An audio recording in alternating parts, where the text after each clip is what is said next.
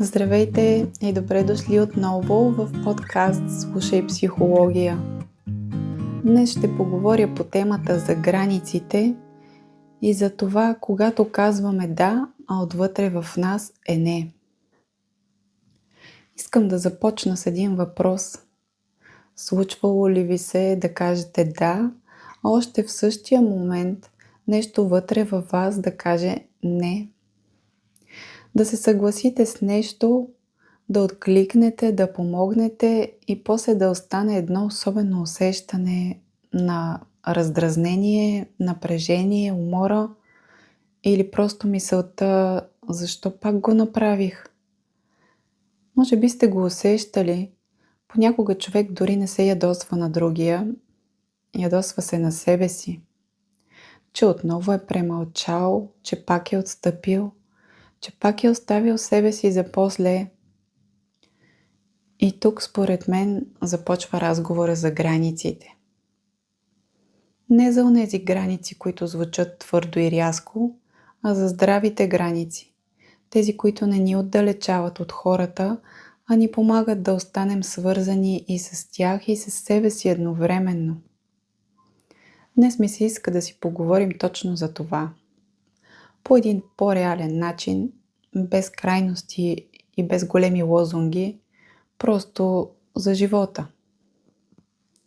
Сега като се замисля, много хора не стигат до темата за границите, защото са чели за нея, а стигат, защото са изморени.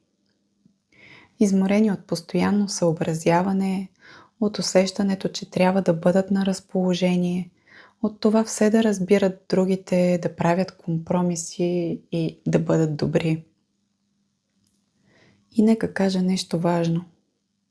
В това няма нищо лошо. Да сме съпричастни, да сме отзивчиви, да можем да се поставим на мястото на другия, това са хубави качества. Проблемът идва, когато се случват за сметка на нас. Когато да започне да излиза автоматично, преди дори да сме се попитали, а аз мога ли, имам ли ресурс, това окей ли е за мен? И знаете ли кое е интересното? Понякога не разбираме веднага, че сме прекрачили собствена граница. Разбираме го по-късно, по напрежението, по раздразнението, по това, че започваме да се отдръпваме или да се оплакваме от неща, които не сме казали на време. А истината е, че понякога проблемът не е в отношенията. Проблемът е, че сме били твърде дълго далеч от себе си. И тук има нещо интересно. Много хора си представят границите като нещо студено, рязко, нещо почти като стена. Сякаш ако поставите граница, значи ставате груби или дистанцирани, или сте лошия човек. Само че не е точно така. Граница може да бъде нещо много спокойно. Може да е много човешка, много зряла. Например, разбирам ситуацията. Чувам какво ми казваш и в момента това не е възможно за мен. Виждате ли, няма нападение, няма конфликт, няма обяснение в продължение на половин час. Има нещо друго. Има яснота. А яснотата какво е? Тя е форма на уважение към другия и към себе си. И може би тук идва логичния въпрос. Добре, ако е толкова важно, защо е толкова трудно? Според мен, защото много от нас са научени да пазят отношенията, дори когато това струва твърде много. Да не разочароват, да не създават напрежение, да не разклащат мира. Само че има една уловка. Когато постоянно избягваме малкото напрежение, често стигаме до много по-голямо напрежение вътре в себе си. И тогава започват онези моменти, в които отвън всичко изглежда наред, но вътре не е спокойно. И ако сте родител, тук темата става още по-важна, защото децата не учат граници от обяснения. Не толкова от думите, а от преживяването. Тоест от това, което виждат. от това, което се случва в ежедневието, от начина, по който възрастния казва не, от това дали остава спокоен, дали е последователен, дали се отказва от границата при първото напрежение. И тук няма вина, наистина. Просто наблюдение.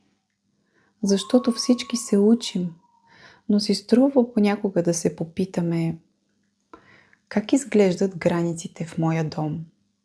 Ясни ли са? Предвидими ли са? Или се променят според настроението, умората или чувството за вина? И ако трябва да оставя една мисъл накрая, тя би била тази. Границите не са наказание, не са отхвърляне, не са и дистанция. Много често те са грижа. Грижа за отношенията. Защото когато дълго време казваме да, а вътре има не, нещо започва да се измества в нас, в близостта, в начина, по който присъстваме. И може би няма нужда да започва с нещо голямо. Може би е достатъчен един въпрос. Къде в живота ми казвам да, а отвътре има не? И как би изглеждала една малко по-честна реакция? Не перфектна, не рязка, просто една идея по-честна. Благодаря ви, че бяхте тук. Надявам се този размисъл да ви е полезен и до следващия епизод.